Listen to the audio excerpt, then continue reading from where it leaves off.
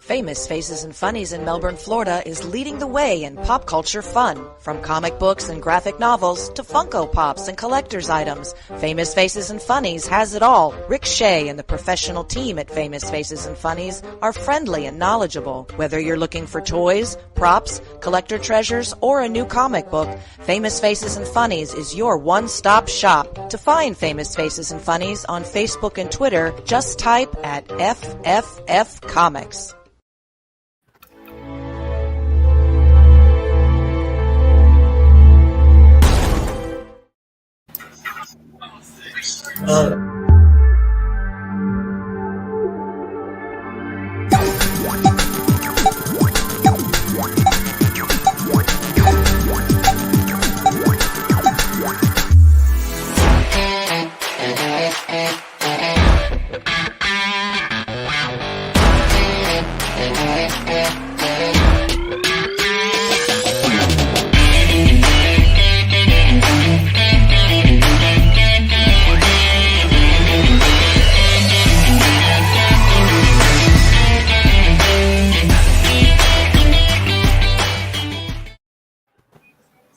Hello, and we're live here on another episode of Reels and Heels. Nicole will be joining us soon as she gets her makeup fixed.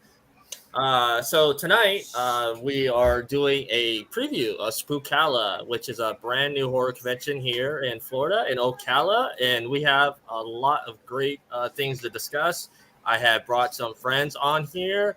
We have Omi, who is our resident reviewer and hurting some ribs injuries, right? Yeah, I suffer for the people. We suffer for the people. And then we have author Maria. How do you say your last name again? DeVivo. DeVivo, that's right. And then Matt Knowles, who is a comic book creator and what is it? What you say? Heavy metal enthusiast? I'm a metal musician, and I'm also the panel host and moderator for the entire weekend. That's awesome. And then we have Big Papa Spookala himself. Deej, how you doing? Well, man, thank you for having me. What kind of weird shit was that? Big Papa. Hey, yeah, man, we gotta get that little wrestling stuff in there. And speaking of Spookala, I'm gonna bring Matt up here because he has something pretty awesome. Look at that shirt. What's going on? Make sure you get onto Spookala.com. I know that DJ's got links to get some Spookala gear. Get your Spookala gear right now before the show. Wear it out there with pride. Wear it out there with pride.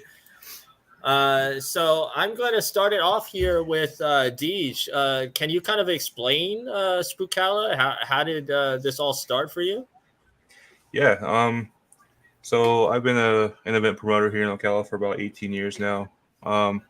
This idea actually came to me probably about 7 years ago. I started doing the Ocala Comic-Con, and after one of the events, I was trying to think of what I wanted to invest in next, what kind of event I wanted to try.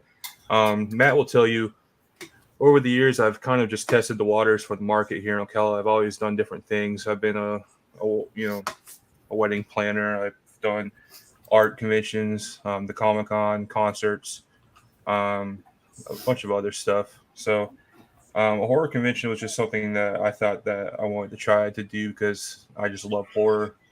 So I tried. I thought about this back in 2015, and I just never had I just didn't have a startup for it until recently. So right after COVID, I was like, you know what, I'm going to start doing something new, and this is what I came up with. So I'm excited to be doing it.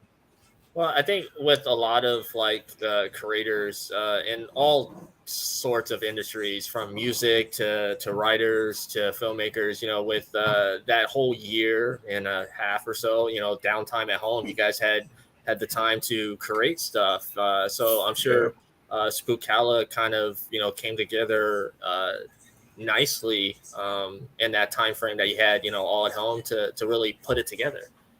Yeah, I do also have to give some credit to my girlfriend. She's been pushing this for a while. She's very big on horror, huge on Halloween Horror Nights and all that. So she definitely was pushing for this the last 2 years, or since COVID was kind of not, I wouldn't say easing away, but I guess, easing away. So, yeah, I'm really excited about this. Yeah. So, where did your love of horror start, Deej? Oh, my whole life, I guess. Me and my girlfriend, excuse me, my sister. We've been watching horror movies since we were kids. So, yeah, my whole life. Our last guest. Hey, John here at There he the is. last second. How you doing, buddy? What's going on, guys? Sorry about that. What's up, I wasn't man? sure if I was supposed to go to this link or you were sending another one, so I got confused. It's all right. Easy to do, man. How's everybody doing? Good to see you guys. We're doing good. How you doing, dude? So Maria, I know that you are what is it? Vending, boothing? Is that what's the correct word? Vending, I guess. I you would guess say? vending? Yeah, I guess. Yeah. Yeah. Sure. Yeah, everything. Exhibitor. Is Hey, I anyone like really that one. That's boothing? much better. Exhibitor. That works too. Yeah. I like that. I kind of like that. I'm boothing. I'm gonna say that everyone's Vending, boothing until I get punched in the boothing. face by someone. Means something different where they come from, right? Right. Well, we have a couple people in the Sorry. chat already. You You're know, killing me with Kevin this. is excited for Spookala. Hey, Kevin. Nice. Kevin actually designed my Rooster Reviews logo that I have on YouTube. So shout outs to Kevin for being awesome. Sweet. That's awesome. Keeping it in the family there. And then of course Patrick is excited here. He's like, "Hey, peoples." I know that zombie. Oh yeah, that's Oh, yeah. So Maria, we know that you are an author and a teacher. Yes. And you have a lot of cool stuff that you're bringing to Spookala. You have a book series, which I have. many a book. Yeah, she has a many book series I here. do. Many Yeah. a book series. Many Weird of them. stuff. So Weird stuff. I've got witches. I've got elves. I've got Zombies. zombies, angels and demons, the whole nine, all of it. Bringing it all. You know, but this is your baby that's out right now. That's my baby. That is my newest baby, and that is my like focal point for the next 5 years. For the next 5 years. Yeah, pretty much. Yeah. According to my publisher. And then you've been posting that this is coming. We're in May already, so next month, right? June. This one. Yep, the Can't sequel, wait but for it's it. not really a sequel because it's like they're all in the same kind of universe, but you can read them as a standalone. You don't have to read it sequentially. So, but they all connect. Yeah. So, how did you get hooked up with Spookala? Was it just something that you heard word of mouth? Yeah, so like I knew, with the new book series coming out, and I try to do like the convention trail, and I did Phantasm, and I gravitate towards horror all the time. So when I saw it like pop up, and I was like, oh, it came up as like a Facebook thing. I was on Facebook and I saw an ad, and I was like, oh, I gotta jump on this right now. And ever since I like, and I'm seeing all the different like guests and everybody, I've just been so freaking stoked for this show, like for the past God knows how many months. But yeah, it's gonna be a good It's time. like it seems like we've been waiting like for a century just for this show to happen, and it's finally happening next weekend. We're so excited. Friday the It came 3rd. up quick. I mean, Yeah, it did. Yeah. it totally worked out. A good weekend to do a horror convention. Yeah. Perfect. So we'll get back to you in a minute here. Let's get over to John Henderson, who joined us a little late here. Doomsday I Crypt. apologize. No, it's all right, man. You have awesome stuff behind you. You want to kind of tell the people what Doomsday Crypt is all about and what you have bringing at Spookala? I got a ton. I got a ton of bringing, like a ton of stuff from all the different talent, the horror community. I try to represent, whether it's artists, mask makers. I got a ton of stuff from Vinny Cucarato coming. I think he said he has like 7 boxes coming still unopened. I got like 3 boxes still unopened from Jesse Aaron. So I got a lot of stuff coming, and it's what I do is basically just try to support the community, whether it's mask makers, like I said, artists, or even indie filmmakers. I try to, give back to the horror community and do this as something I have a lot of fun with. That's awesome. I wish there was more people like what you do in not just the horror community, but like in the comic community as well. That do what you do. Like you always say that you're not in this for you, you're in this for the community. And I think that's really awesome. So I want to applaud you for that. Definitely. Yeah, I really like that. He advertises all the artists that help create what he has too, which is I always thought that was cool. Yeah, and you know we saw your setup at Phantasm, and we thought it was really cool. And I had a good conversation with you. You were telling me, you know, a great story about James Jude Courtney, which will be a guest at Spookala. I'm really excited to see him again. Yeah, look at Maria; she's like, yeah, James was a really cool dude. It kind of blew my mind as just a guy who had a table, and it worked out great for Phantasm, where I had a bunch of Halloween stuff at the time. And yeah, I had the table, and I had actually 2 different tables at Phantasm because I was a real late vendor. So I had 2 different ones. I had basically a Jason area and a Michael Myers area. Well, Jason and everything else, and Michael Myers area at the time. And James kept coming over, and I kept missing him because I was going back and forth between tables. They finally just sat in the swivel chair and waited for me to get back, which I thought was cool. It's like, you know, here's this guy who's getting ready to launch his movie. He keeps waiting and I keep missing him. I feel disrespectful towards him and just waiting to come hang out. And it was really cool to talk to him. One of the nicest people I've ever met. I think people who go to Spookala this weekend are going to really, really, really enjoy James Jude Courtney, not just because he's Michael Myers from 2018 and kills, but the character he is and the type of guy he is. I think people are really going to gravitate towards. He's super cool. You know, that whole weekend at Phantasm, I was just watching his interaction, especially with kids. He came down to their level, and I was like, that is really freaking cool. Another reason why I can't wait to see him again. My kids enjoyed meeting him. He was super nice, and he took time for everybody. And that's the type of celebrity or creator I'd like to meet when I go to these conventions. So Deej, thank you for working out the deal to bring him to your show. No, yeah, man, of course. I'm really excited to have him. I met him at Phantasm too. I love the just don't tell him he's a cool guy. He hates that. He'll tell you it's an illusion. It's an illusion.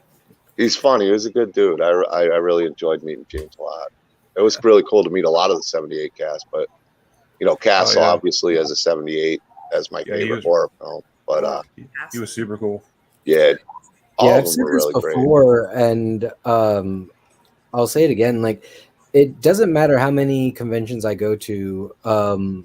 Meeting celebrities from like the horror community, they're just next level nice and cool people. Like I never had, it's almost like the heavy metal community too. Like you see these guys who look like, you know, they're real tough and mean, and they're the nicest, sweetest dudes you'll ever meet, like ever.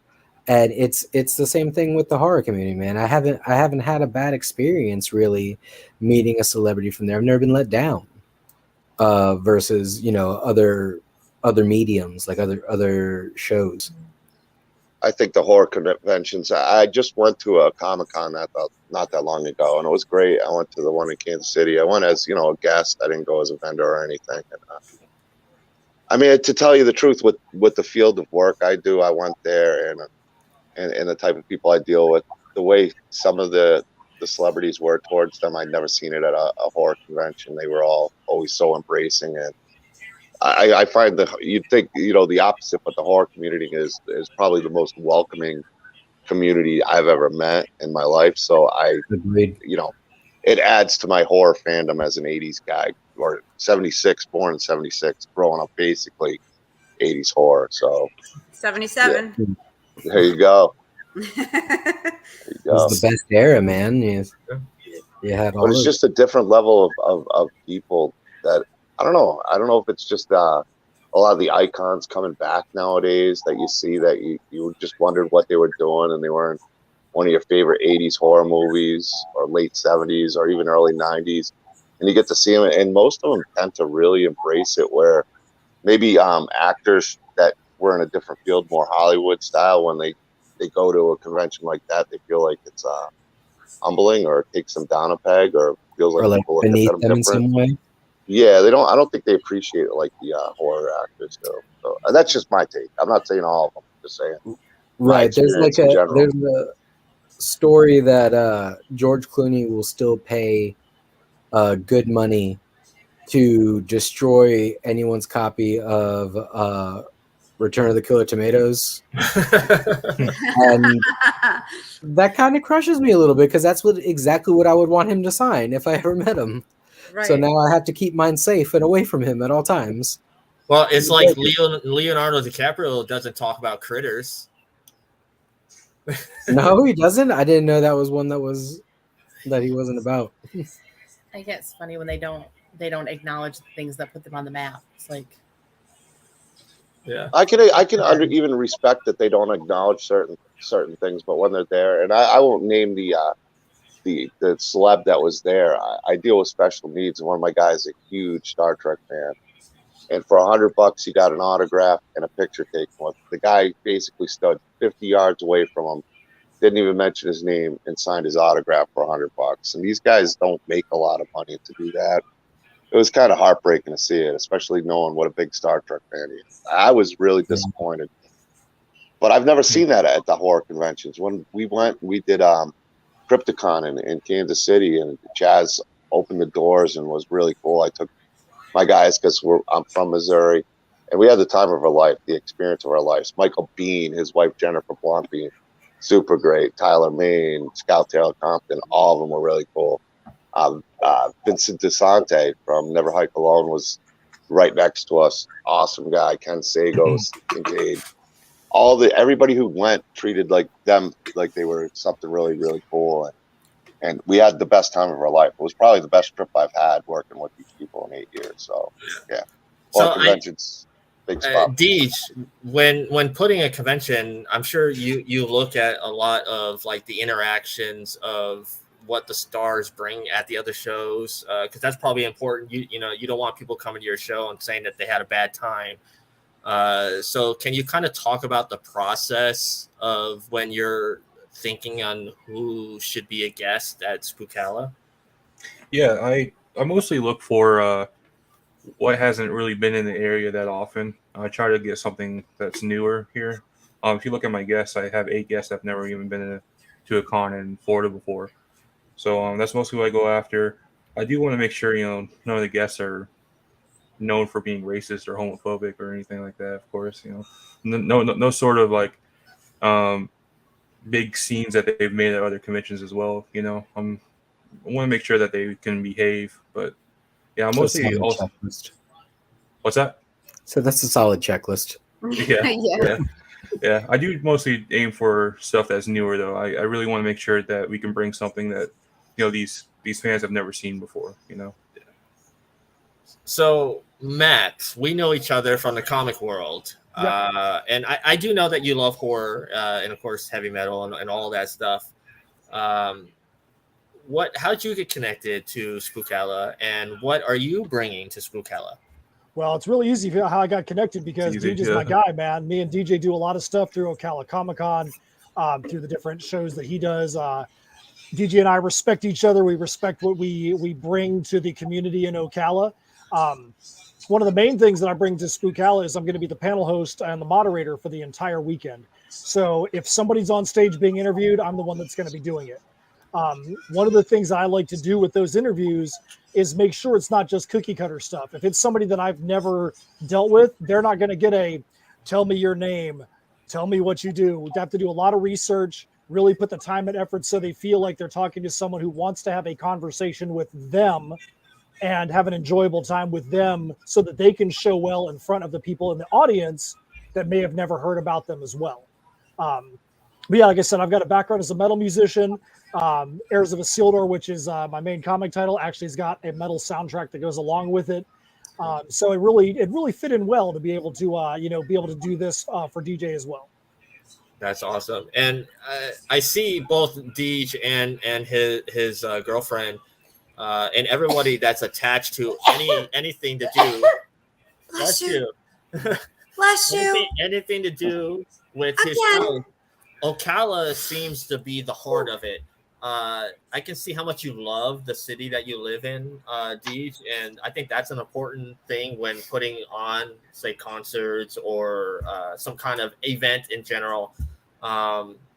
You have a love for Ocala, and you really want to showcase that city. What did you always live in Ocala? Is it just like, is that where you were born? I grew up in Sarasota, but when I moved to Ocala, I started promoting in Gainesville.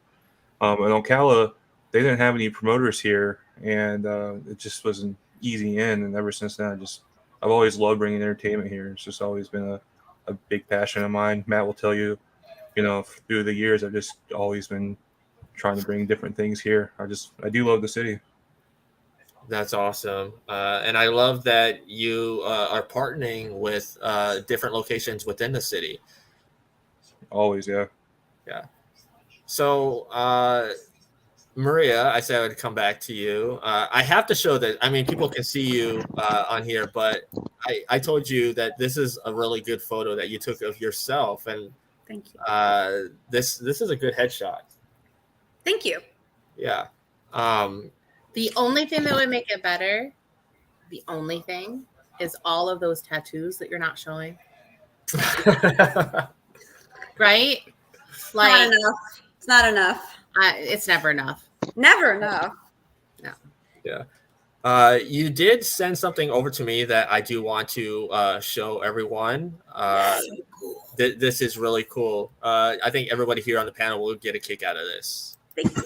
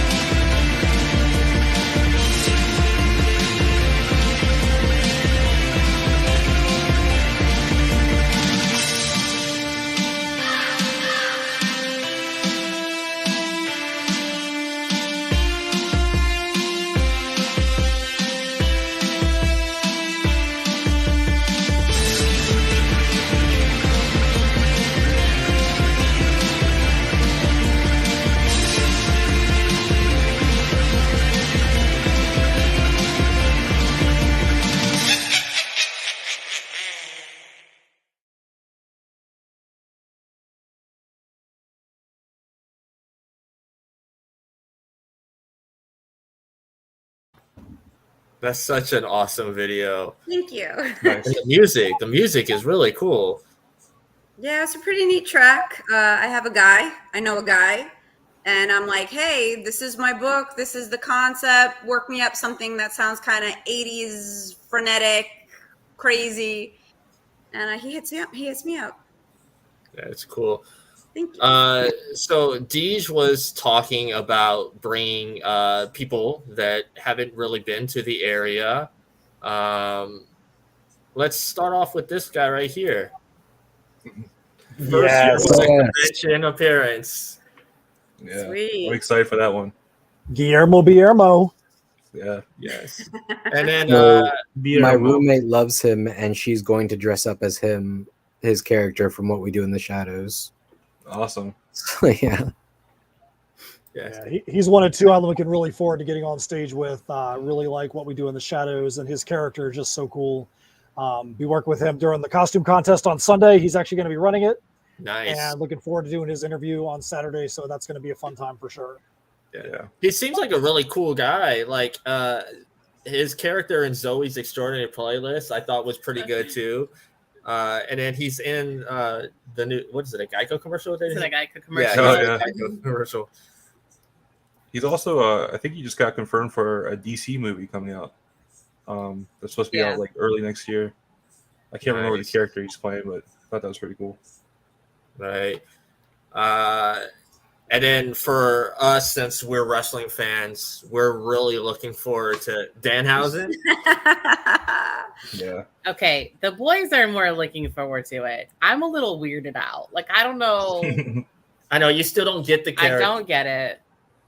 I mean, that doesn't mean I don't like it. It just means I don't get it. Yeah, I mean, a lot of things I don't get. The best way to describe his character that he says it's a riff on Conan O'Brien. Demonic Conan O'Brien? Yeah, demonic Conan O'Brien, yes. Huh. It's bizarre. Anyways. It is what it is. It is what it is. So we know that Matt is doing the panels. Is there, I know you said you were looking forward to that panel. Are there any other panels that you're looking forward to hosting? Is there somebody at the show that you have never met that as a horror fan, you're like, oh my God? Well, let me tell you, one of the guys I'm looking most forward to meeting, which has nothing to do with horror, but has to do with my favorite movie of all time, is Michael Berryman, because my favorite movie of all time is Weird Science. And like, as soon as I saw the DJ confirmed him, I'm like, dude, one of my favorite guys from Weird Science. I'm like, nobody else is going to be like, why do you like him for that? I'm like, dude, just because. That's great. His character, I don't, just keep it between us. So that's my first memory of Berryman, too. I love him. Is Weird Science, man. And I love Michael Berryman and Hills Have Eyes and all that stuff. But Weird Science is like the first one that's like, man, once you see the guy once, I think it's got to be his first performance in anything he does that just stands out. But yeah, Weird Science was probably one of my favorite 80s movies of all time. Classic. Yeah. Something else that's happening that a lot of people are excited is this right here, Ice Nine Kills. Oh, yeah. Yeah. I'm excited. I'm so excited. So, Deej, you want to go ahead and explain here what everybody is going to expect from this? Yeah. So Spencer's going to be there all 3 days. He's going to be doing autograph signings and photo ops, and he's also doing selfies at his booth. But on Saturday, they're going to be performing, from what I'm told, a 6-song set plus a Q&A right after the set, or it might be between songs. I'm not too sure what they plan on that, but they're definitely playing 6 songs from what they posted online. So, and then right after, actually a few hours after, they're going to be performing for VIPs at O'Malley's for a full band, high production set. I think they're performing over an hour is what they said. So it's going to be fun. That's awesome. Yeah, I know a lot of people are excited. This is a band that kind of, for a while, kind of flew under the radar, but like, I think over the years they're gaining a following. Would you say that they're mainstream or not quite there yet? I think because I just recently, within the last couple of years, found out about them. I think they're within the last years become more mainstream because I have heard them on the radio. So, and they've been playing pretty big festivals and stuff like that. I'd say they're mainstream. Yeah, I love their music videos. They're like old school music videos where there's like a story to them. Yeah. And they that's all something together, I think too. Yeah, super high, like I guess you would say like a Vegas or like a movie production. Yeah. It's like if Thriller from Michael Jackson was done by a metal band in this decade. Yeah. That's the best description I've heard for their music videos. That's perfect. Yeah. Yeah. So Kevin is saying that his kids are so excited to see Ice Nine Kills. Cool. It's really too bad that Shane's not here. Yeah, Shane really loves the band. He would die. Yeah. He would be so excited. Yeah, my 19-year-old who lives in New Jersey just loves this band. He's actually the one that told us about it. And when he was here over Christmas break, he was showing us the videos on YouTube. You got to listen to this. I was like, I've heard this before. And he's got... I don't know where. I don't know how, but I've heard Spencer has a phenomenal voice. Like he's a legit singer. That he can legit sing. Yeah. And speaking of singers, Corey Taylor. Oh, look at a big one there. Yeah. Yeah, he's been doing the horror convention circuit, and he's gone to, I think, a few of the Comic-Cons as well. I seen videos of like his lines, and he's one of the guys like Norman Reedus that will stay there till every person is gone through the line. Yeah. So he is doing an acoustic set that is Saturday only, right? Yep.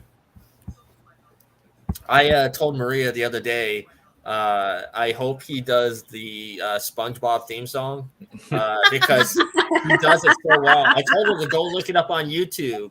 And Yeah, I don't know, did that. you have a chance Yes, to see I did. Yes. And that would be super cool if he did. What did you think of that? Oh, I said it would be super cool if he did it Yeah. live because it's pretty boss. Yeah, it is. So, John, I know you're huge into horror. Besides Michael Berryman, who else are you excited to see at this show? I'm honestly excited to see all of them. Felissa Rose, Scott Straka. I'll be showing it somewhat there because it's a really, really cool Felissa Rose piece by, I don't know if any of you guys know who Scott Straka is, but it's a Doomsday Script exclusive that he had done. And the giveaway, it's a Felissa Rose piece, and anybody who knows his work knows it's going to be amazing. I'm looking forward to that. I have each guest. I'm looking forward to Tom Morga. I'm looking forward to Tom Matthews. I'm looking forward to Ari Lehman.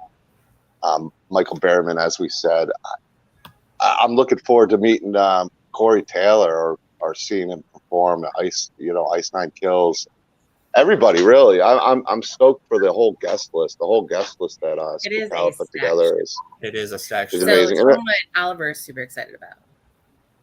Oh, yeah. Besides Hausen. Yeah, you know what? And I've never seen that show, and everybody's so hyped about it that I got it on my watch list for Hulu to cram it in before Spookala. That's the only one. And I know everybody loves them, and I have never seen the show, and I feel terrible about it. It's like, I got to watch it now because everybody loves him, and he's so funny, and I've heard so many good things. It's like, all right, I got my. Well, what's cool is I got something on my watch list. I'm just about done with the last final part of Ozark, so that's kind of been a show I watched till I got to finish it. I was kind of done season 2, 3 in it, but I'm going to finish out season 4. It's been pretty interesting so far, but that's on my list of watches probably tomorrow, and just really cram that show in. But every guest I think is fantastic. I'm looking forward to seeing people I've met at Phantasm, like yourself, Larry Rawlson. I think Anthony Greco is going to be there, and Roy. I'm looking forward to seeing everybody I've met before that, I remember their name or not, that came over. Those type of people were a lot of fun to meet at every convention. I think Larry said that he was going to come cosplay as Harry Warden from My Bloody Valentine because he did so well with that costume at Phantasm. Everybody was taking pictures, so I hope he does dress up at Spookala as that because that's one I don't think a lot of people cosplay as. I don't know if Matt, have you ever seen a Harry Warden cosplay before? Not to my knowledge. I can't remember anything off the top of my head for sure. Yeah, because like everybody's dressing as like Ghostface or Freddy or Jason, so it's nice to see some of these other horror characters get cosplays as. Well, I guess on the subject of cosplaying, do you guys have a favorite horror cosplay that you want to see at Spookala? And I'll start with you, Deej. With it being Friday the 13th, I think it'd be cool to see a few Jasons there. No, not really. I mean, I think Jasons would be cool to see, but I'm not really. I don't know. I'm just excited to see what everyone is able to bring, to the table. Yeah. So. Yeah, some of the like the cosplays, especially that I've seen through like Comic-Cons and stuff, people put a lot of hard work and money in putting these costumes together, and especially with the horror ones that involve a lot of makeup. And speaking of makeup, I believe you do have someone there that is a makeup artist as a vendor. Yeah, I think I have a few. I can't remember off the top of my head, but yeah. I do have Michael Burnett. He's going to be doing some stuff like that. I think or maybe he's doing mostly special effects. I'm not sure what he's planning on bringing. But that's cool. What about you, Maria? Is there any cosplayers that you're interested in seeing at Spookala? Well, like the usual suspects. Of course, I'm a big Michael Myers fan, so he's my boyfriend, and so I love when you see him walking around all the time. But at Phantasm, there was this couple who had their little kid dressed up as Chucky, and then there was like another couple who had this little kid dressed up as Tiffany, and like two completely different families, and they kind of like met up, and it was like the cutest thing in the world to see little Chucky and little Tiffany, and they were like, hi. It was so cute. And a lot of Sams from Trick or Treat, and actually so excited for Quinn Lord. Like that is going to be off the chain because I absolutely love Sam. I feel so dumb because I don't know anybody's name.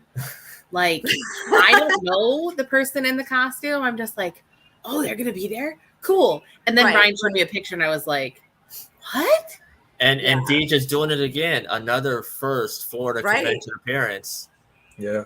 Yeah, that like when I saw that, I was like, squee, like a total fangirl, like such a stupid fangirl that I'm acting like, But yeah, I would love to see some Sams and Chuckies and Tiffany's, Yeah.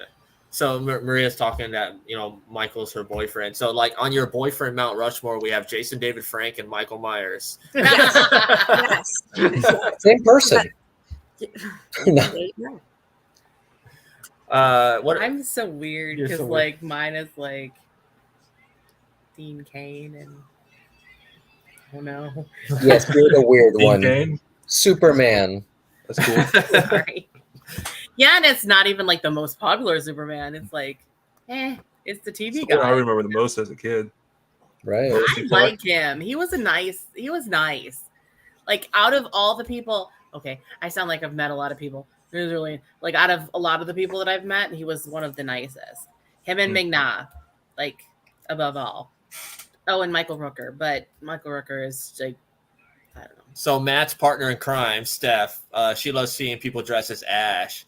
She said she saw a baby Ash one time with a plush chainsaw, and that was amazing.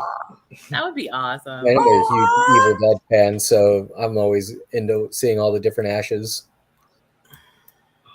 So Matt here said he just finished watching the new Chainsaw Massacre and can't wait to meet Mark. Yes.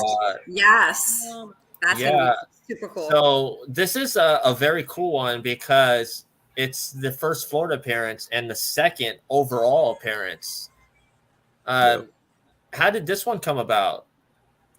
I think his agent, Sean Clark. Yeah, Sean Clark. Sean's a good guy. He's become a good buddy of mine, and he hit me up telling me that he just got him as a client and asked me if I wanted him. And Bob Elmore had just canceled, so I figured that was a perfect replacement. Sean's a great guy. Yeah, it's really cool. I was so bummed out about Bob Elmore. I had a big Ocala piece made, but that's cool. It's still gonna look awesome. I got a bunch of Leatherface stuff coming, which I'm excited to meet some of the Leatherfaces like Andy and Burnham. It's gonna be cool. It'll be fun. My friend Sal just sent. Yeah, very cool. Very cool. I definitely there's a funny story I have involving this movie. You suck. Okay, so we lived in Las Vegas. You suck. And we saw the prequel movie at the Red Rock Casino, and it was nighttime. So with all these casinos in Vegas, they have the parking garages. So we were going to the parking garage, and it was kind of an empty garage. There was a few cars. It was 11:30. Shut up. There was nobody in that floor of the parking garage. And so we hear a motorcycle rev up, and she starts running because it sounds like a chainsaw. And I don't run. So I don't know what was more funny, the fact that I ran or the fact that I was running. And just probably watching it was hilarious. Yeah. But so like that's our Texas Chainsaw Massacre story. It's not cool. Like he's like, "What are you running for?" And I said, "I don't know. It sounds like a chainsaw." He's like, "Why would there be a chainsaw in the middle of Vegas in a parking garage?" And I'm like, "I don't know. Just save yourself, damn it!" Like, you see, Brian, that's the kind of thinking that gets you killed. This is never going to happen in Manhattan. I just had the Lost Leatherface on my show. Really, really cool guy. That was a lot of fun to learn about him. Brett Wagner. Yeah, so do you guys know this story? About Brett Wagner? Yeah, you want to talk about the Lost Leatherface? Yeah, if people are interested, and he's a big supporter. He went through a really rough time. He was in a few scenes in the remake.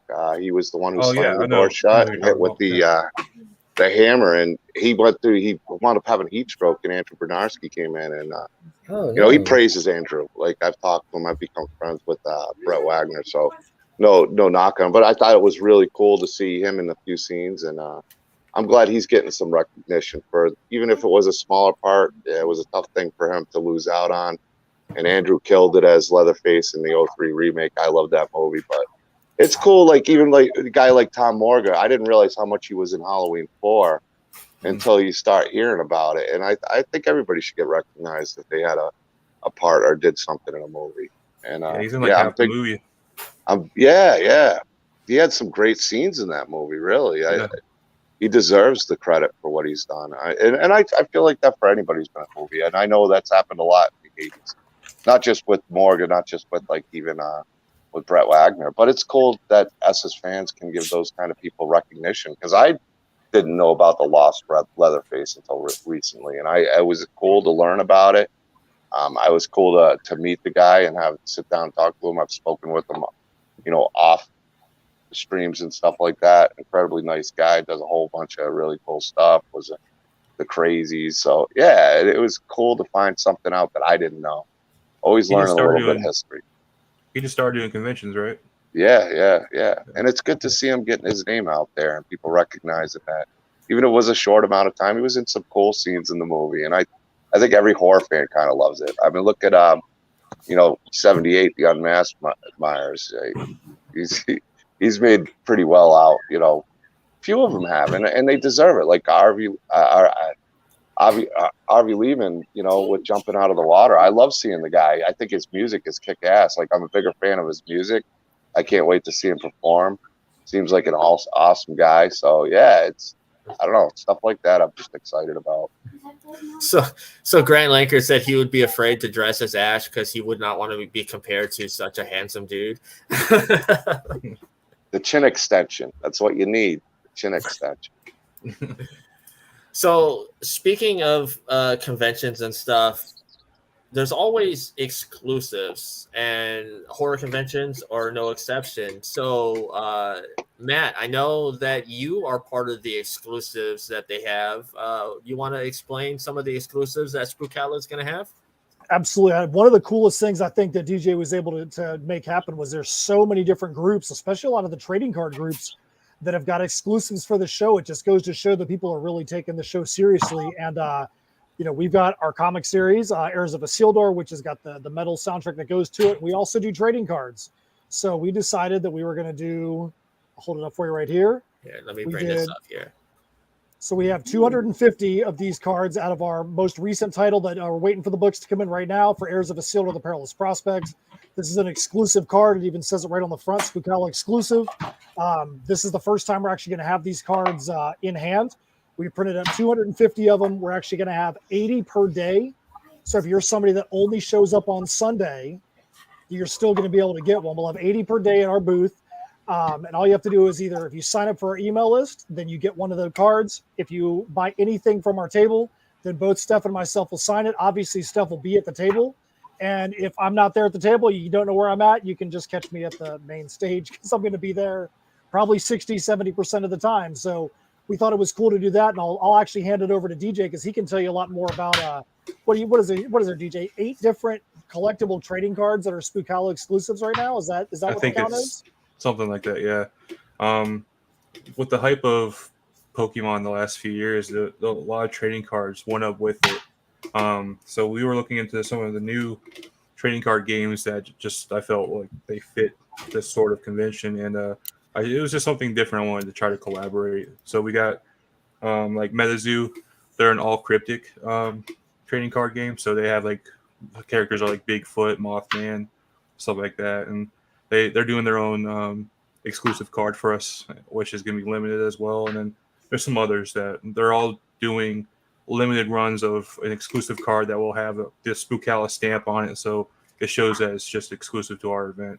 Yeah, isn't one of them like a Garbage Pail Kid type card? I was just gonna ask yeah, about that. Yeah. That is Mark Pingator. He used to be one of the main artists for Garbage Pail Kids for a few years, and then he decided to branch off and do his own thing. Now he does Horrible Kids, which is basically just a horror-themed Garbage Pail Kids.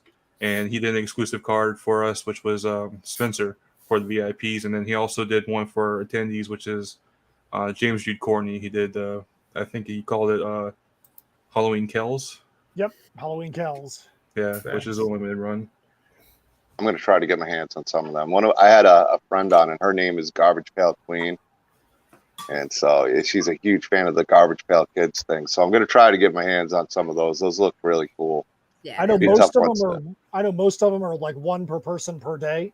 Yeah, I'm not sure that that's for everybody, but I know and everybody's got a different way that you can get a hold of them. But DJ, I know one of them is for VIPs only. A lot of them are just go to the booth, you can get one. But yeah, I think it'd be cool to see people with their collection of, hey, here's my sheet that's got every card that was made for Spookala this year. I think that'd be super awesome. I want that for myself personally. I would love to see this be like an every year thing. So like people can put the card books together, and then after so many years of doing like Spookala, you can start having people like do like trading and stuff like that. That would be really cool. Some of these cards are gonna be worth some good money too. MetaZoo is blowing up right now. Their exclusive cards are just so valuable. They're also playable, so people are gonna be going after those like crazy that weekend. Yeah. And speaking of exclusives, this is my favorite. Oh, I love that. I need to get my hands on that shirt. Yeah, I think it's cool. I need it. So this is a shirt and a poster. Yep. I didn't grab the one image, but it's this, but at the bottom it has all the guest names. Mm-hmm. Yeah. That's amazing. So Casey Booth did this. We printed, I think, 200 for his booth exclusively. And the one that you have shown right there, that's the one that's going to be at his booth. Yeah. And then we'll have some bigger ones on different quality it'll be a different quality poster with the names listed at the bottom. That'll be at the Spookala booth. We're not going to have very many because it was originally just for VIPs, but we had to purchase extras to make sure that, just in case there was any damage coming in from Vistaprint or something like that. So fortunately, they all came in clean, so we'll have extras to sell. That's cool. And before we went live, you kind of told us some freaking amazing news with ticket sales. And because we were everybody was wondering, and I'm sure you were even in your head wondering, how many people are going to be at this show. So what are we looking at for this weekend? So right now we're around 3,000 attendees, which is a pretty good number for our first year. That's what we have so far. That's amazing for our first year show. Yeah, we have a whole week ahead of us. 6 days ahead of us.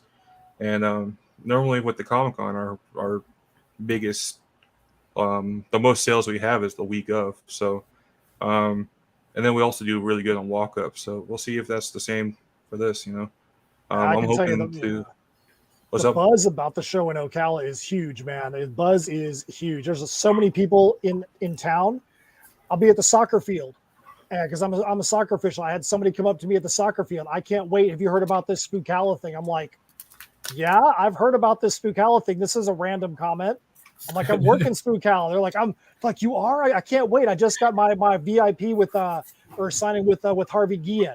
I was at Bearded Browncoat, who's one of the title sponsors of the show today, doing Free Comic Book Day, and I probably had a dozen conversations with people in there today that are so excited about coming to Spookala and who they're looking forward to meeting. It's so cool to see that DJ's put this show together, and there's people around town that don't even know who he is that are talking about this cool thing that he's put on.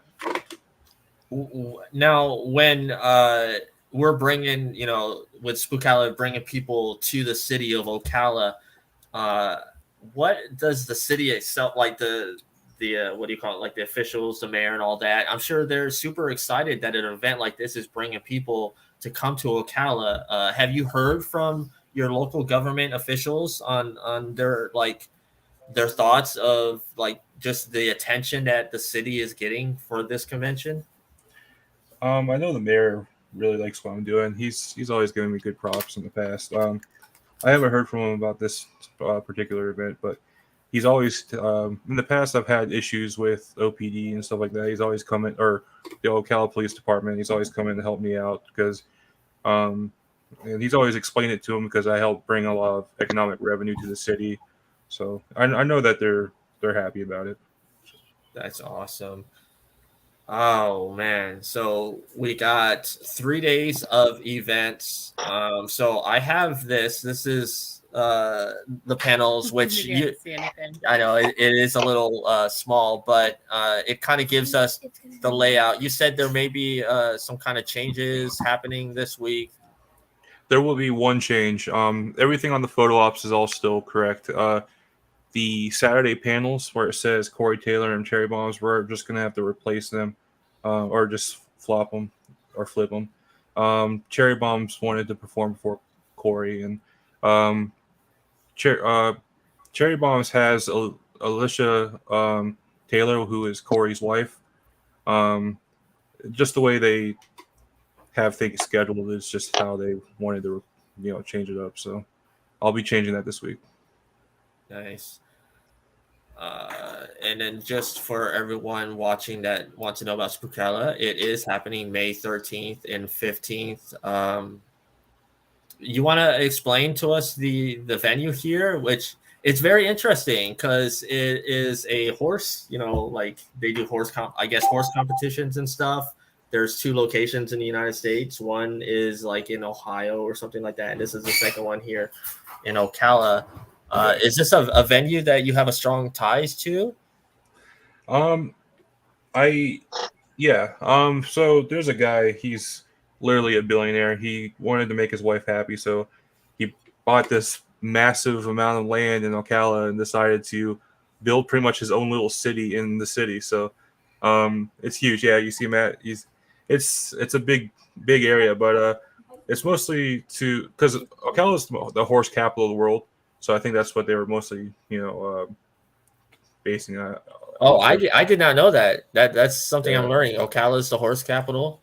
Yeah.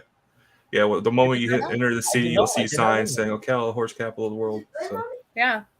So they did build some arenas out there that were built for just conventions and stuff like that. So we're in one of the expo centers that is made for this.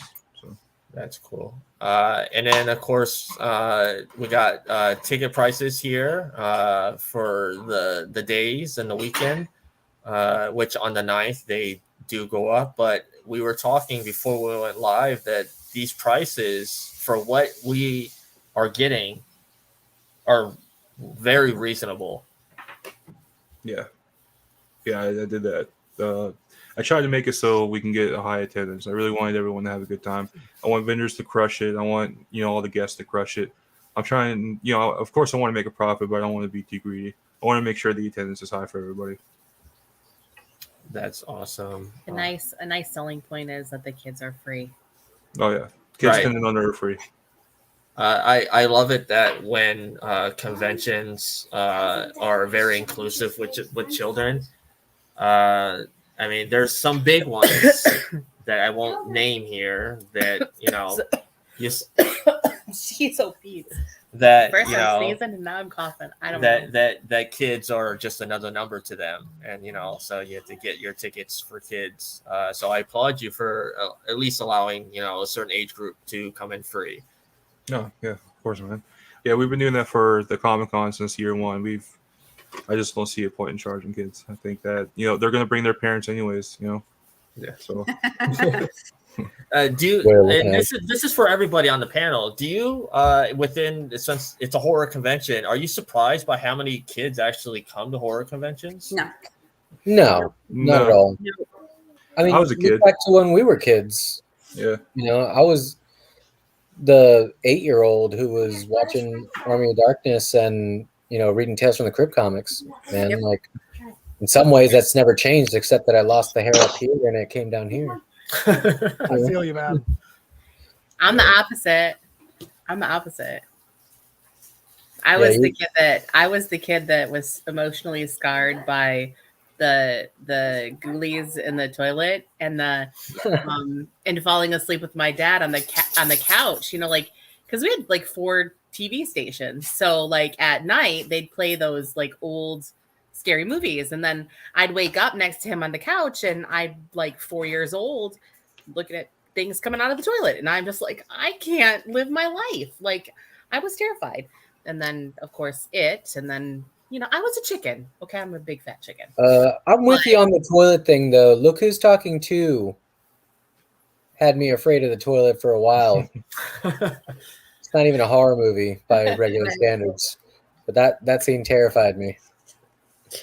As a kid, I would have loved to have had conventions like that and an outlet, you know, a place to go to where people who are like-minded and into the same stuff that you're into, like that would have been my ultimate dream. So no, it doesn't surprise me at all that a lot of kids are, you know, that they go. Do you know how cool it would have been if Trick or Treat had come out when I was a kid and I could have dressed up like Sam? Of course. Yeah. That would have been amazing. Those are some of my favorite costumes. I think right now is the perfect time for events like these, where things are so different in life now that a lot of parents now in the same age group, even some grandparents where we grew up in the 80s. So to take our young ones and our kids and introduce them to horror and experience something really fun like a Disney World, maybe for your parents with your experience in that horror Disney World with, you know, with your kid at these events. And I see it all the time. And I agree with you, Brian, with what DJ's doing. And, you know, it benefits everybody when the kids are involved and having free passes. I think not only is it, you know, really kind that they do it, but business-wise and marketing-wise, it's a great thing because it's like, okay, this is something I can do with my kids, bring them along. We're going to have fun. We're going to go and enjoy a day and meet some people that maybe we'd never meet in our life and have an experience that us and our kids are not going to forget. I mean, that's what makes these conventions special for me, like as a vendor and sitting in the back and watching. Meeting the celebrities is always awesome, but seeing the reaction of the people that go and attend. I even posted something with the guy who bought my H3 lamp that I had, and Tom Atkins signed and Stacy Nelkin, and he was just so excited about it. Like that's one of the memories that stands out a lot as a vendor, seeing the excitement and the fun that these people have. So definitely. How cool was Tom Atkins, by the way? Wasn't he awesome? He's cool. Cool. I basically, we were looking at each other the whole weekend. Not staring, Tom. We're just, you know, he was a real good guy. I enjoyed Tom Atkins and Stacey Nelkin. I need to read this comment to Deej here. It says, "This will be my first con ever. I can't wait." I've been getting a lot of those, man. I'm surprised. If you look at my comments, you'll see the amount of people that say that this is their first event. I'm very surprised by that. I'm honored, but that's very, very surprising. One of the things I think is interesting about this show, and you know, there's a lot of people out there that kind of question going to a horror convention or what is this all about, you know, because it's the darker side of cons. But all they have to do to relieve themselves of some of that fear, everybody goes out and trick or treats on Halloween and it's fine. The adults go to Halloween parties and it's fine. They dress up as these people. All you're doing is going and meeting the people that you're dressing up as on Halloween or at the Halloween parties. It's not a big deal. Like you've been saying, they're just regular people. We're all just regular people, just want to go have a fun time. And to anybody that has any kind of concerns about what's going to happen at the festival, don't worry about it. There's nothing different from Spookala as there is from MegaCon or Ocala Comic-Con or any of the other shows. It's just a different group of people that's going to be there. I think the people might actually be nicer. That's what I was going to say. I think horror conventions I've met the best people so far. And I've met other ones, and no knock on like a Comic-Con or anything like that, but no, it's not a knock against that. I think horror conventions, it just feels like it's such a great atmosphere. I feel like it's a little bit tighter of a community too. Yep. Absolutely. I got a story about this. So my first horror convention was back when I was 19, and one of the special guests there was Tom Savini and then Robert Englund. I worked a vendor's booth for a rinky-dink video store that I worked at the time, and they invited me out to a video store. Did those exist at one time? You know, for some people, back in the day, and, I stayed for the vendor's party, even though I was 19 and I couldn't get smashed like everybody else did. And I'm looking around for a seat because all the convention's tables were taken up. And Robert Englund waves me over and has me sit down next to him and just sits there and talks to me like I'm a regular person. I'm in awe. I'm speaking to Freddy Krueger, man. Like, I watch his movies yearly. And then Tom Savini sits right down next to us and starts talking to me about, you know, everything. Dawn of the Dead, Day of the Dead, freaking From Dusk Till Dawn. That's awesome. And they made my entire like next decade of life. And there's no way that would have happened at any other type of convention with any other type of celebrity. Yeah, I love this story when you say that Robert Englund was bought you your first beer. Yeah, he bought me my first beer there and made me an addict. Robert, that was you. Yeah, no, he bought me my first beer there ever. So that was also pretty cool. That's a cool memory. Yeah, and if you guys don't know, Omar is a chef. Well, was at one time. Like a Marine, you never stop. Well, yeah. And so he's very food oriented, and he loves going to the breweries and all that stuff. So, yeah. What was the point of that? Well, he's talking about that I have a fun alcoholic. We're thinking about beer now. Now I got to go crack open a 16 ounce or something. So, Brighton just made French fries, and they're hotter than hell.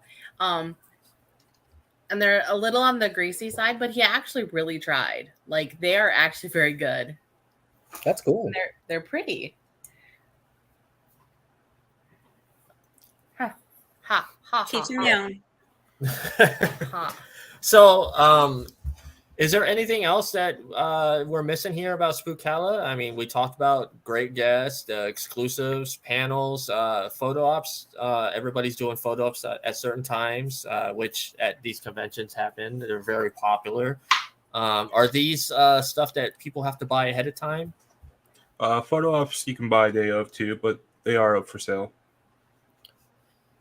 I'm going to be there on Sunday. Is everyone here going to be there Sunday? Or We'll be there. No? I better hear there's going to be some messed up panels if I'm not. I'll be coming by and saying hi. And Deej, you can get the tickets ahead of time online, right? Yeah, you can get them right now. It's just at our website. Spookala.com, right? Yep. Got it. All right.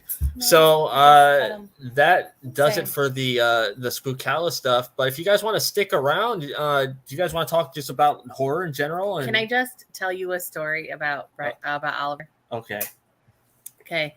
So Oliver is. Come here, Oliver. So Oliver is 7. So this is my my child. However, this is my child at 7 years old, and he has one with skeleton arms, and he has some with safety pins. So this is my little goth guy With the best hair ever. With the best hair ever that he told me And today. perfect timing too. The Jinkos are coming back. And huh? What? He said the Jinkos are coming back. Oh, really? Yeah, oh my god! Perfect I timing. remember those, man. Love them. That's fine. And so, like, he is super excited. So, at 4 years old, this kid has seen all of the horror movies lined up on Brian's movie shelf. We have thousands of movies, and probably a good portion of them are horror movies. So, like, and I was the kid that was scared of the movie covers at the video store. So you're seeing where I'm coming from, right? which is And yes, the opposite of now. But for the young people that maybe watching or listening, yes, it was a place you would go to, and you could get any type of movie, with the exception of few, at these said locations. So he walks up to it and he says, "Daddy, I want to watch this one." Brian walks over and he goes, "Puppet Master?" And I looked at him and I went, "At 3?" He says, "Yeah, it's got toys in it." And I was like, "Oh, it's not Woody and Buzz, bud." So we put him off and we put him off. We put him off for like 2 years, right? I was like, "Dad, I really want to watch this movie." Brian puts it in. He sat and watched the whole thing. And he's like, "The toys aren't bad, Mommy." And it was like, man, that's bad. It's the man that's bad. And I'm like, my child is a genius. But it's like, I think if you're born into it, I think it's pretty acceptable. Like, I have a friend that he was a huge fan. Like all through high school, he was like, "I'm going to do makeup. This is what I'm going to do." He was making his own movies. He was doing all kinds of things that were horror related. And we all thought it was crazy. But, well, look at him now. Now he was the head makeup artist on Teen Wolf. And he has done, both Laid to Rest movies. Laid to Rest. And he has done a lot of other things too. And I'm like, it just goes to show you that it's maybe not something that his parents gave to him, but it was definitely something that he cared about enough for it to fuel a passion later on. So I'm like, I'm just going to let my kid be, well, I was always going to let my kid be what he was, but just let him be and dress the way he likes to dress and do what he wants to do and watch the things he wants to watch. And he's never been scared. This kid was watching Slenderman at 5 and 6. He's like, "They're fake. I know." He's like, "It's just people in costume." The only movie that really did scare him was one of the Resident Evil movies, right, Oliver? The first time I saw Nemesis. Oh, that was terrible. My kid is so crazy. So what about you guys? And I'll start with Omar. I know you. I'll get to you in a second here. Deej, what are some of your favorite horror movies? Not really. I'm sorry, what was that? What are some of your favorite horror movies? Ooh, I really love the original Halloweens. 1 and 2 are really awesome. I think one of my favorites growing up, though, which is a really weird one, was The Faculty. You guys remember The Faculty? Oh, I love The Faculty. I love that one when I was a kid. That's our movie. Yeah, and then I've always loved the Friday the 13th. Yeah, I think the first 2 Halloweens are definitely my favorite, though. What about you, I Matt? love the third one, too, though. Oh, the third one? I love the third one. Yeah. What about you, Matt?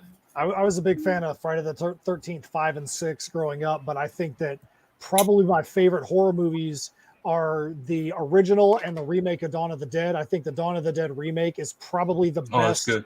Probably the best remake of a movie of all time. Agreed. Super good. That movie was written by James Gunn. So, yeah. Oh, really?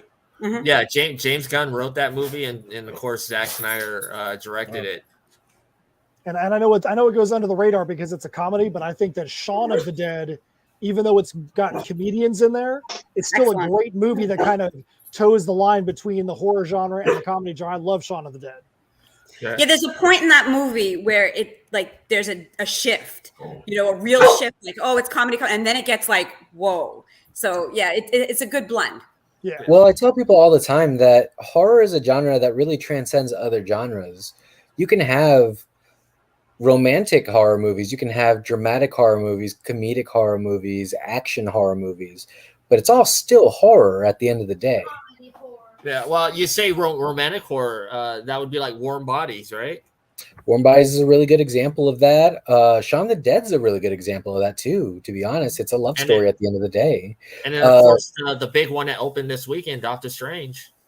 Doctor Strange is a good one. Is a good example of. I mean, that's one of our first, I think, big budget superhero horror movies. I never thought I'd see the day. Yeah, I'm going to see that in like an hour and 20 minutes. Dude, it's rad. Have fun. Another one that I want to mention, I also want to plug in something is Jeepers Creepers, and I want to mention that with Spookala we have the truck coming back to its home. Sweet. Jeepers Creepers was filmed in Ocala, and it's literally right down the street from where it's filmed is where the venue's at. Nice. Yeah. Awesome. We'll have to. Is it easy to find those locations? Because I would love to go. It's pretty easy, yeah. If you look at it on Wikipedia, it actually should say some of the locations on the page. Nice. Take it back. Yeah, we have the original truck coming, which is pretty cool.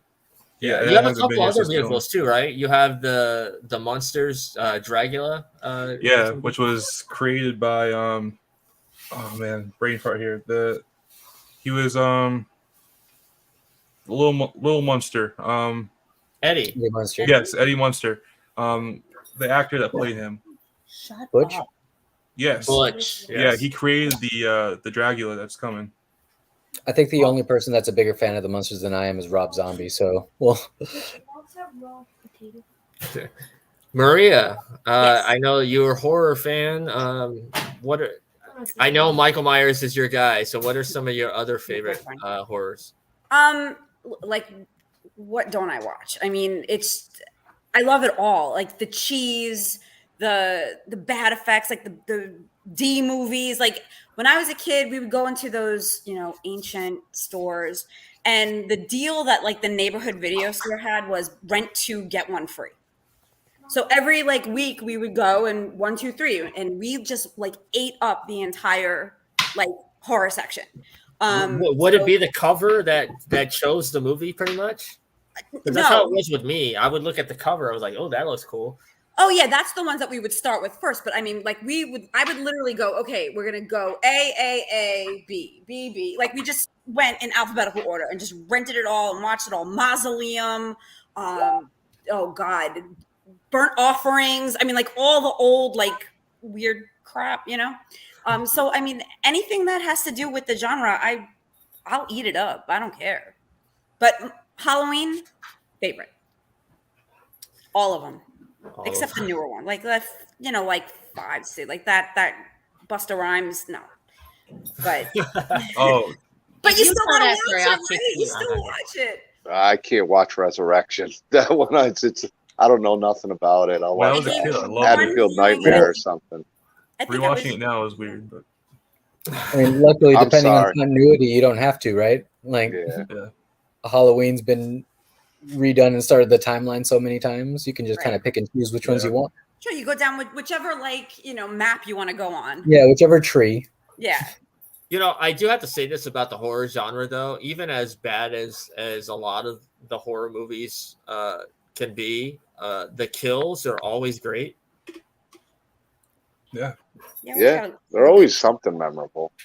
Yeah, whether it's Phantasm or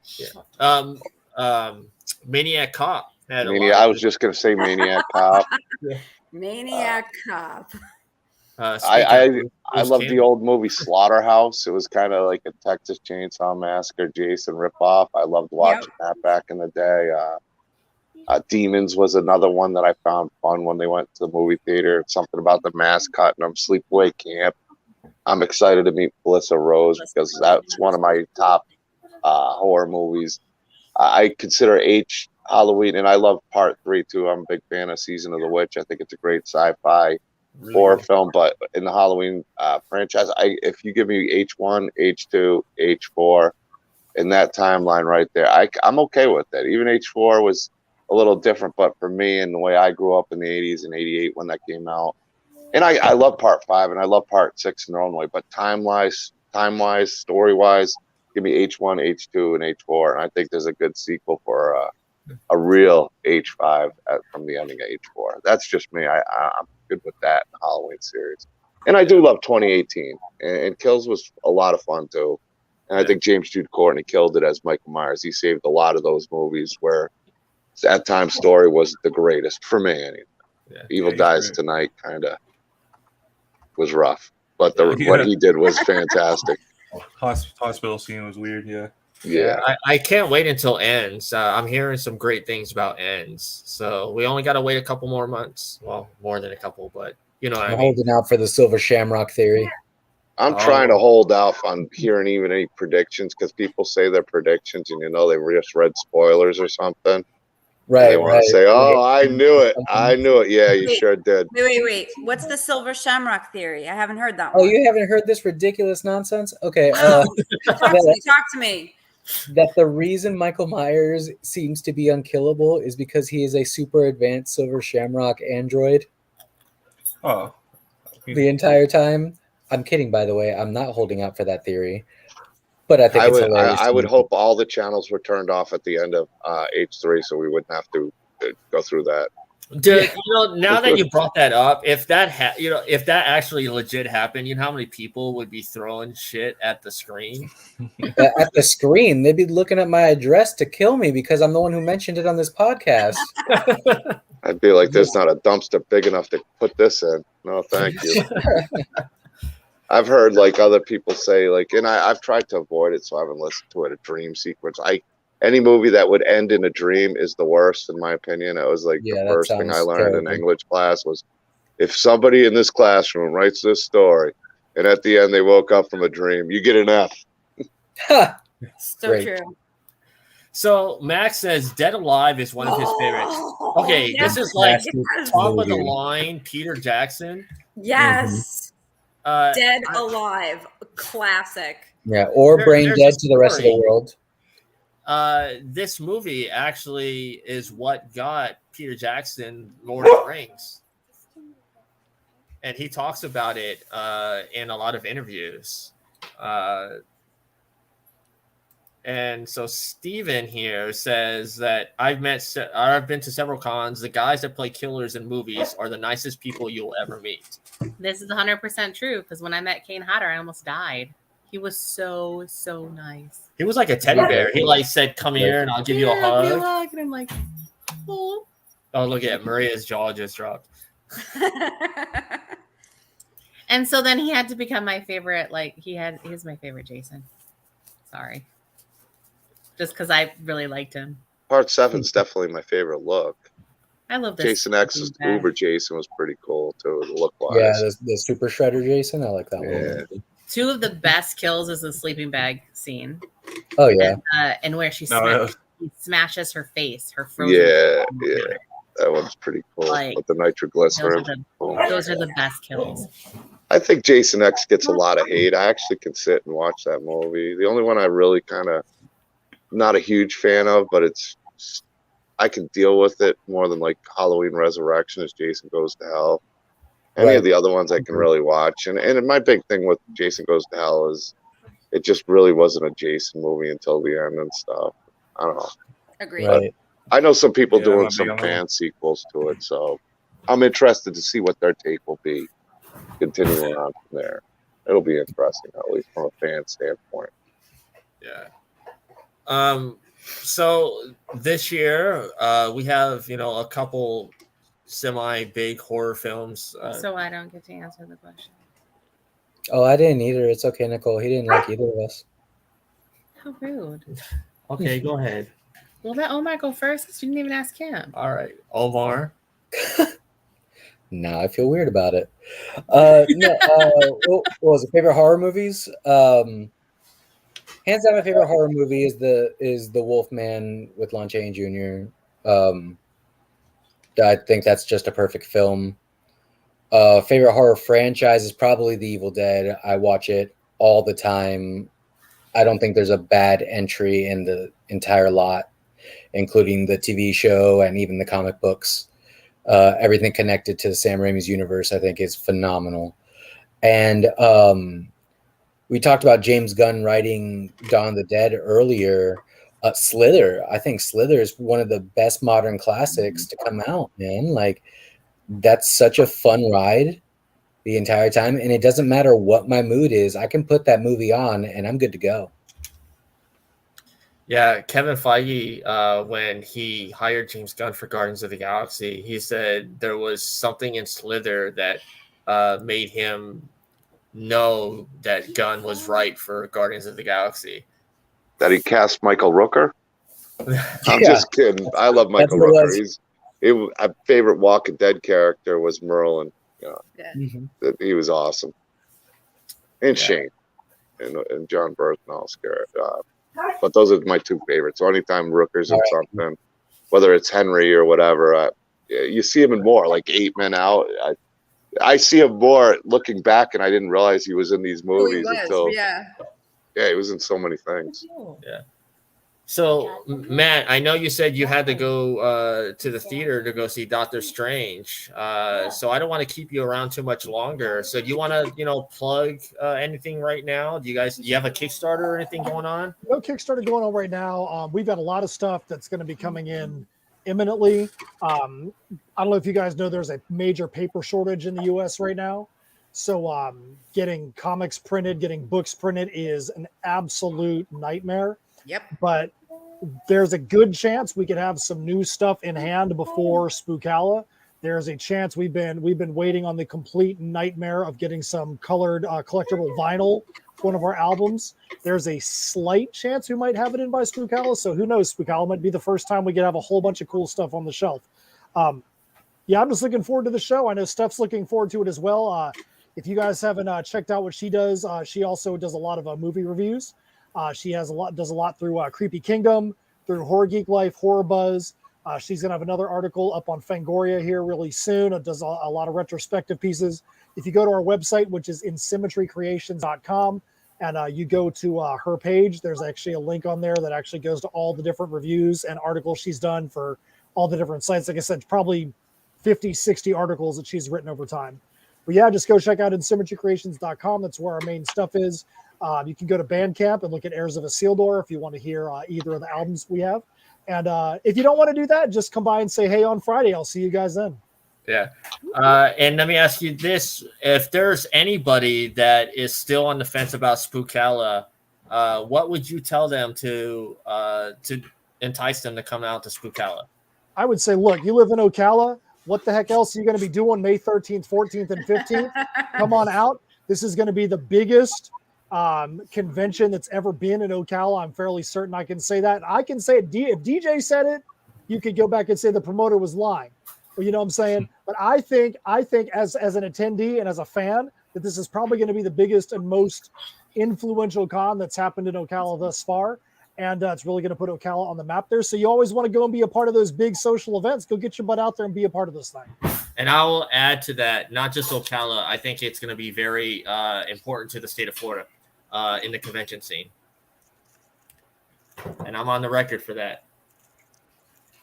Matt, it was nice having you on. Enjoy Doctor Strange. I want to hear what you think about it after you see it. We'll talk about it next weekend. Sounds good. All right, guys. I'll see you guys on Friday, and we'll go from there. See you guys. Take care, Matt. Peace out. Yeah. So you guys want to stick around and talk some horror, or does everybody got to go? Oh, let's do it. I may need to leave in a few minutes just to get some more work done. My phone's been blowing up this whole time. All right. Everyone's asking questions. I'll let you go then, Deej. We loved having you on here, and we look forward to meeting you in person at Spookala. Same here, man. Is there any last words you want to tell anybody about Spookala before you go? No, I think we covered everything, man. I really appreciate you having me on here. I appreciate everyone talking about it. I'm really excited to meet all of you guys. I'm really excited to show everyone what I put together. Well, yeah, man, we're excited too. Thank you for taking time out of your busy schedule to be on with us, and we would love to have you on just to talk about whatever next time. I'm down to talk wrestling, so let me know. Wrestling, all right, that's cool. All right, man, you enjoy the rest of your evening. Does everybody else want to stick around and just hang out? Yeah, I can hang out for a little bit. I got a little bit. A little bit of time. I don't know how I need about 3 minutes, but I'll come back and I'm down to talk horror. I'm always down to talk horror. Right. What else is there to do? Right. Right. But give me about 5 minutes and I'll be back on. I'll be listening while I'm away. Right. Sweet. Yeah. So Maria, you want to kind of deep dive a little bit into some of your books? Explain to people about all your books, any of your books, whatever? Sure. All right. So I mainly write, no, not mainly. I only write dark fantasy horror stuff.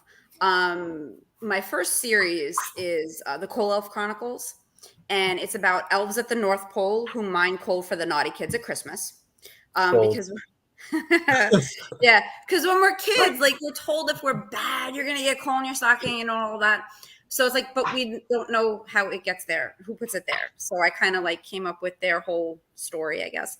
I'm a teacher. I teach middle school. So when I wrote it, I had like that age group in mind, like 7th grade, 6th grade, 8th grade, right? But a lot of adults seem to have enjoyed it. It's been out for like 10 years now. But so that's that one series. And then I've got a series, the Altered series. And it's kind of like a different spin on the whole like zombie genre. It's in the young adult, new adult, because it kind of grows. It's kind of like it starts out as young adult, but then it gets like a little bit more intense. Zombie apocalypse happens and there's a cure, but they're not like, it's not, you're infected. It's not like you're dead, right? The people don't die. So a cure is found, and people who were infected with the virus, they get cured, but they're not human and they're not infected zombie-ish, right? They're altered.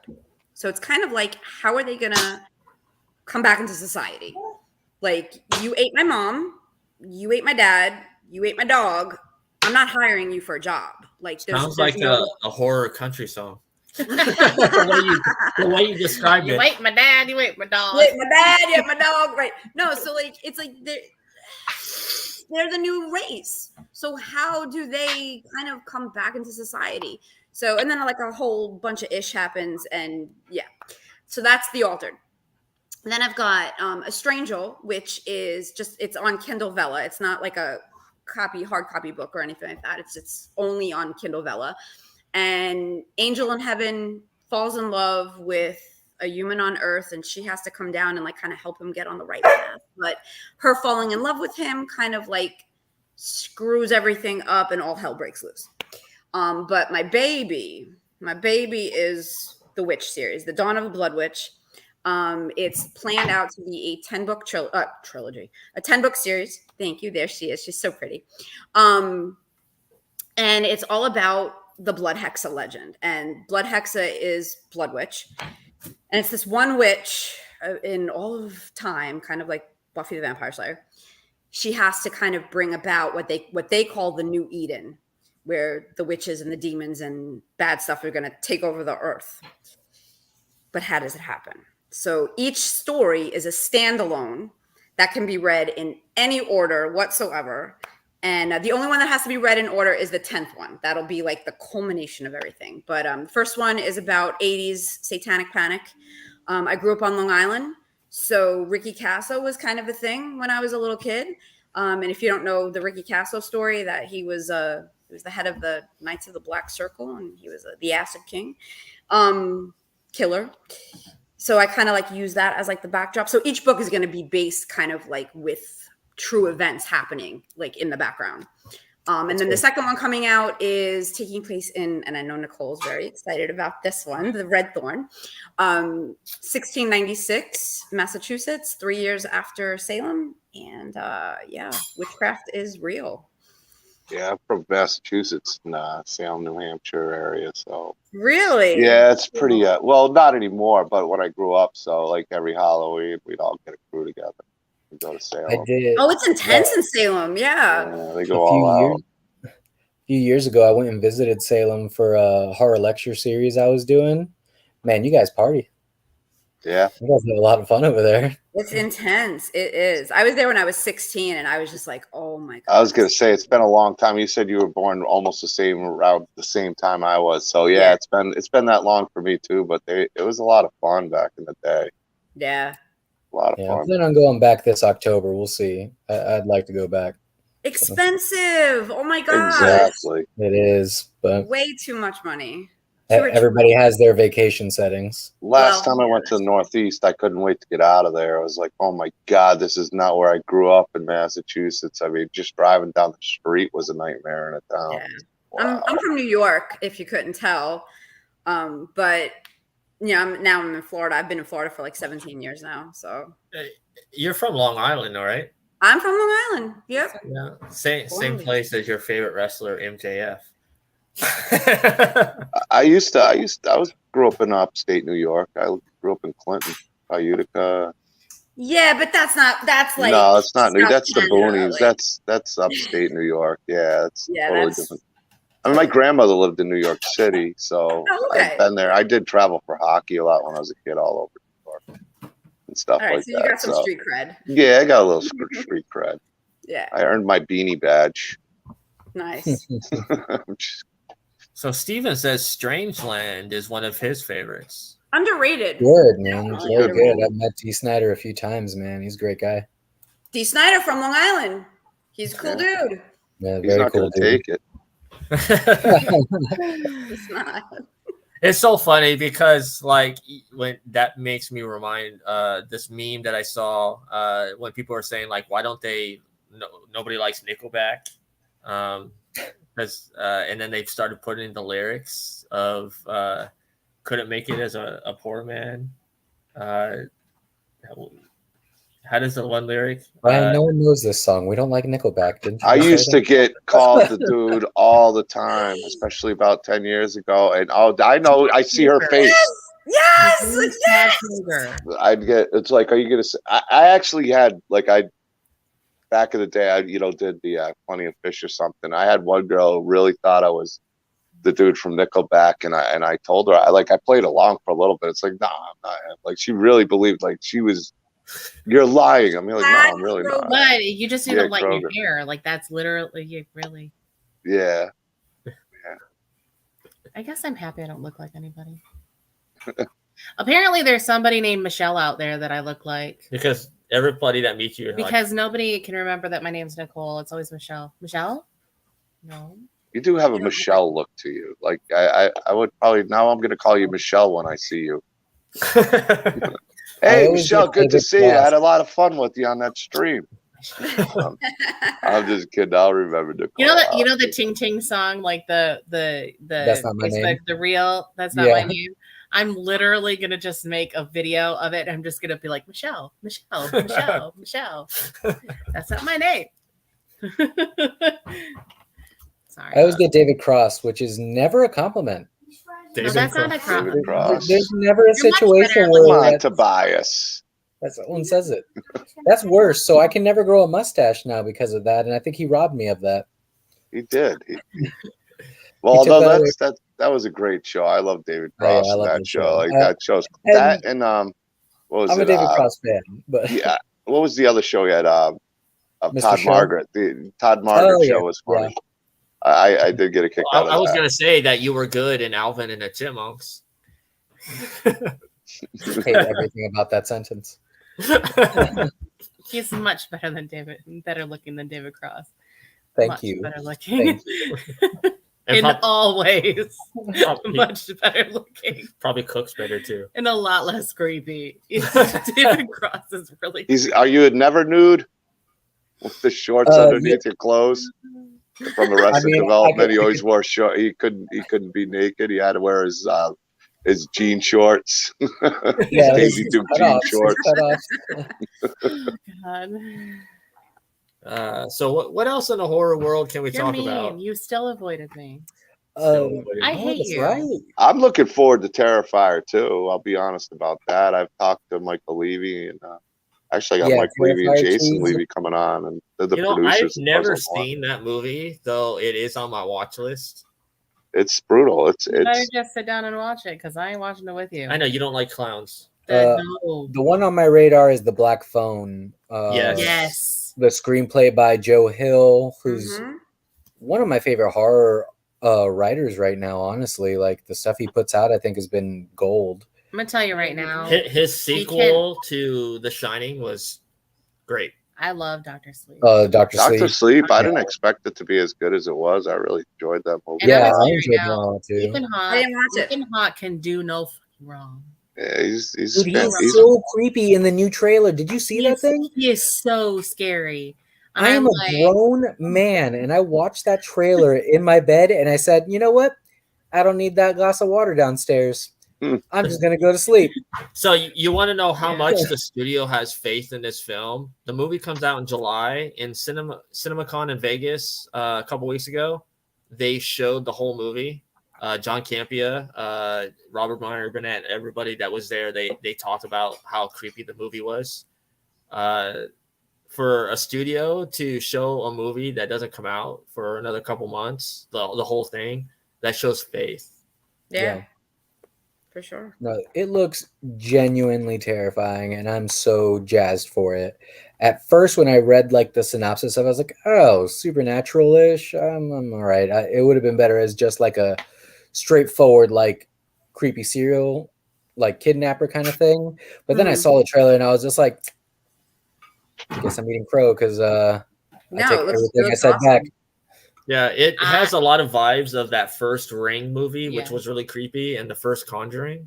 I'm gonna tell you right now, though, that if it pulls some of the Ring, no, like I will forever be scarred. I will not be able to, because I really like whatever the limit of days that it takes you to like freak out before you can't sleep.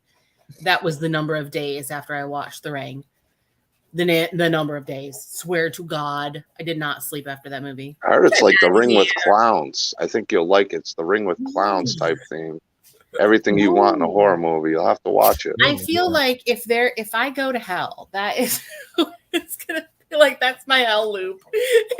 Speaking of going to hell, clowns that come out of the this well thing. I'm gonna die. I think mine would be just stuff. Like that weird Evil Dead like ring crawling out of the mirror thing, or like the TV thing. My worst nightmare is just me in a circle surrounded by mirrors while that shit's happening. Like I'm like, well, I'm dying here. I thought your nightmare was you surrounded by David Cross. Wow. No. Wow, that's worse. Getting eaten by a bunch of chipmunks, woodland critters. I mean, that's getting more frightening as we talk about it. Jeez, what's the deal with these chipmunks? We got a script going. We got a new script coming out. I know. We're introducing nightmares I never knew I had. So, I've been staring at these masks for over an hour. Is there some of those that you can bring closer that we can take a look at? Sure. I mean, I can. I kind of threw some stuff together because I got a bunch, and some of it won't fit on there. But yeah, hold on. Pinhead. The pinheads. It looks like. Uh-oh. He'll be back. You see what you did, Brian? Yeah, Brian. Too much. You flew too close to the sun. All right, so you're Icarus. Icarus. Icarus flew too close to the sun. Yeah, that was the joke. I don't know why I said that. Mom, can I use this for apparently. I don't care. My child. So what are your favorite horror movies? So, I am into the supernatural stuff. Like, I'd rather watch something like creepy, supernatural, like haunted stuff than anything else, unless it's a vampire movie. And then, of course, like the vampires kind of lend itself to werewolf. So we won't even talk about that genre because, like, You want to try? Near Dark is far superior to Lost Boys, even though I love Lost Boys. That is some spicy smelling stuff right there. Oh. Whew. So my favorite slasher. Mom, it's surprisingly not that strong, but it is a little spicy. Well, yeah. My favorite slasher movie is definitely the Scream franchise, and I loved Scream 5, and I like scary movies. I'm addicted to Ski Ulrich now that he actually looks like a not so dirty Johnny Depp knockoff. He's much more handsome now. So my mother watches Riverdale just for Ski Ulrich, and I'll go and I was just like, Mom, what are you watching? She goes, a show with the Jughead, pero like Jughead's father. Wow. Is that how your mom actually talks? Yes, and if she ever saw this, she would kill me for my impression. But that is exactly how she talks. Yeah, my phone has a mind of its own, but I'm so sorry. I don't even know if I can hear you. Let me fix now I got to fix my headset again. That it's something. If it ain't one thing, oh no, it's still on wired headset. So the next time you see your mom, she's gonna have her flip flops, right? I won't even see it coming. Now I can't hear you guys. Can you hear me? Yeah, we can hear you. We can hear you. I can hear you guys. What is going on? I'm gonna back out and come back in. So let me tell you, like I was the chicken kid. Like I'm that chicken kid. You're like, still that chicken kid. I really am still that chicken. I ran. You are your motorcycle. So, anyways, but I have a lot of ghost stories I could tell that actually have happened to me. But it was hilarious because when I was little, there were movies that like ruined my life aside from Ghoulies because they came out of the toilet and that was scary as all get out. But Cat's Eye, yeah, with Drew Barrymore and she's the little trolling thing. I've still not watched that. I tried my best. Oh, isn't Firestarter supposed to come out like next week or something like that? Yes. I'm excited for that too. I don't know. I did want to make them. I don't know. I'm currently doing a deep dive on the Dark Tower series again because I've never finished it. So I'm well deep into Stephen King right now, and I'm just kind of revisiting all my old favorites. And then just so happens Firestarter's coming out like right around the corner, so it's perfect timing. Perfect timing. Yeah. Well, in high school, we actually read the Dark Tower, the Gunslinger series. The Gunslinger. Mm-hmm. Yeah. I've still never read it. Yeah, we're on the first one right now, and then next month. So I started a book club to do it. If Nicole, if you want to join, Maria, if you want to join, more than welcome to join the Losers Club. I'll add you all to the Facebook group. You know, Maria, just request me on Facebook, and I got you. Yeah. Yeah, we just started at the beginning of May, so we're not far off. If you guys want to pick up a copy of the Gunslinger and just start reading with us. Cool. Sounds good. Yeah. On that note, though, so there's a glossary that I have posted in the group when you see it, because there's some terminology that he made up. So it's it can be a little jarring for a first timer on it, but that's what we're all there for, is to kind of help out with that. So and to make sure you get the coolest experience out of it. Nice. Let's see if John is ready. John, can you hear us? And I'm barely hearing you guys again, but I'll show you the stuff. I don't know what's going on. I cannot hear anybody, but I guess you guys can hear me. Yeah, we can hear you. Maybe you're muted. Let me I'll switch the camera around and I'll show you some of the stuff. Okay.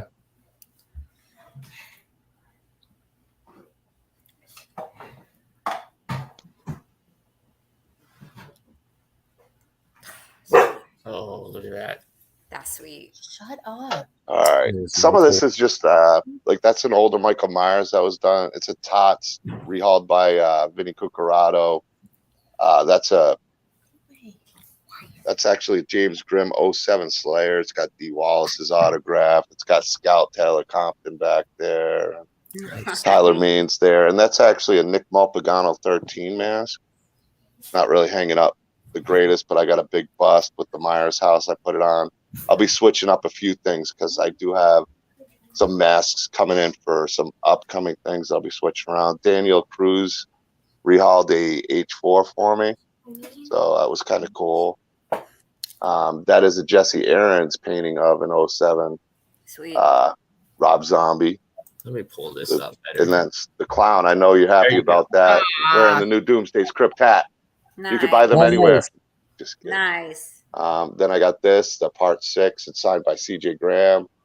I want to get it signed by Tom Matthews. Then I got Big Ben, one of my favorite pieces from Jesse Aarons. Really cool piece. Fixes his thing. And then I got the mask for the Savini Jason from the Friday the 13th game. Nice. I don't know who made it, but it's a really cool piece. Evil Jay's creepy closet. Got Pinhead. Got part 5 Jason. Cousin Eerie. Part 4 Critter. And I got more stuff, but I couldn't fit it on the rack, and I was kind of just running around to get ready. put something together so there's a little bit of a background for you guys. Well, I know where Maria is going to go when she's fix on my her camera since I can't body hear any of break. you guys. I feel terrible. I don't know what's going on. Maybe it's this headset. Can you hear us though? He can't hear us. No. Well, guys, on that note, I've got to get moving. It's pain med time. And you don't want me on camera when I'm doing that. Yeah. So, yeah. Rock that out, brother. So I want to thank Omar for joining us. Where can people find you on YouTube, right? Yeah, so on YouTube, search Rooster Reviews, or you can even search by my name, Omi Rios. On there, I should pop up either way, or if you just look up the movie, you'll see my face there. It's just me. But yeah, check me out. Give me a like and subscribe. It's a lot of fun, and I hope to see you all at the shows. I'll definitely be coming by your booths and saying hi and having a good time. All right. And you'll definitely be at Phantasm. You said you're going to try to do all weekend for that one. Yeah, Phantasm will be all weekend. Awesome. For sure. So I'll definitely be around for that. I'm going to then end the show, and Maria, we will talk to you after we go off. But where can people find you? Well, I'm on Amazon. I mean, wherever books are sold. MariaDeVivo.com is probably if you want to get some more info about my books and how to go about signing up for my newsletter and all that stuff. So MariaDeVivo.com. Yeah. And since we are at Spookala next weekend, there will be no show, but we will try to go live throughout the weekend from the show floor, probably at Maria's booth. So we're just walking around. So it's time to ring the bell.